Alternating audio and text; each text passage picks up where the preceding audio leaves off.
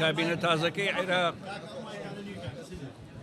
یەکەم شت ئەبێ شەقام ڕازیکە، داخوازیەکان ڕازیکە، داخوازی شەقامیش دیارە دژایەتی بێ ئەمانی گەندەڵیە، دادپەروەریە و شەفافیەتە لە هەڵبژاردن و دروستکردنی حکوومەتێکی ڕەشیدە. دووەمیش ئەوەیە کە حزبەکانی عێراق دەبێ هەموو عەقلیەتی ڕابردوویان لە حکومڕانی کۆتایی پێبێنن و ئەوانش تەفاعول لەگەڵ شەقام بکەن و خۆیان هەڵبژێرین.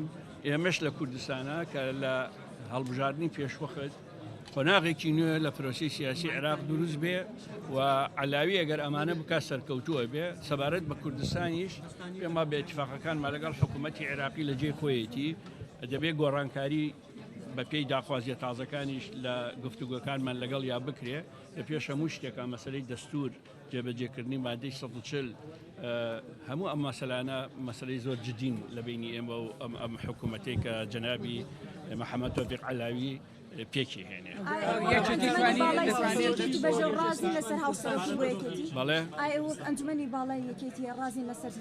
ئێمە لە سەبارەت بەو خاڵە دوێنێ کۆبوونەوەمان هەبووە.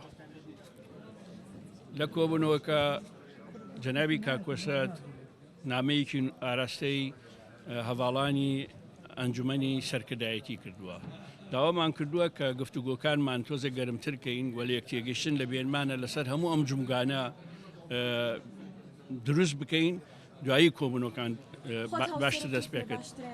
من بەش بە حاڵی خۆم پێم وابێ ئەم قۆناغە کە قۆناغێکی ئینتقالیە لە مێژووی ئێمە قۆناغێکە کە ئەبێ بیگوزارینی لە مێژووی ئێمە من پێم باشە هەیئەتێک هەبێ قیادی یەکێتی نیشتیمانی کوردستان بکە لە کارە تەنفیزیەکانی ئەمەم پێ باشترە.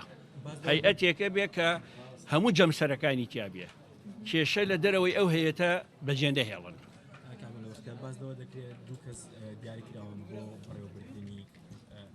بە پێی قسەکانی برای بەڕێزم کاک مستەفا چاوڕەش تەنها پرەنسیپەکە موافقەتی لەسەر کراوە کەسەکان دیاری نەکراون.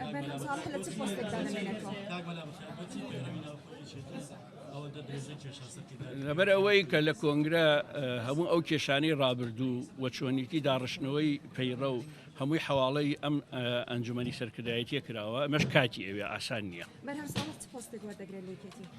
جەنابی کاک بەرهام لەسەر هاوسەرۆکایەتی قسەیان لەگەڵ کردووە تا ئێستا بەدڵی نییە و لە گفتوگووان نەگەڵی.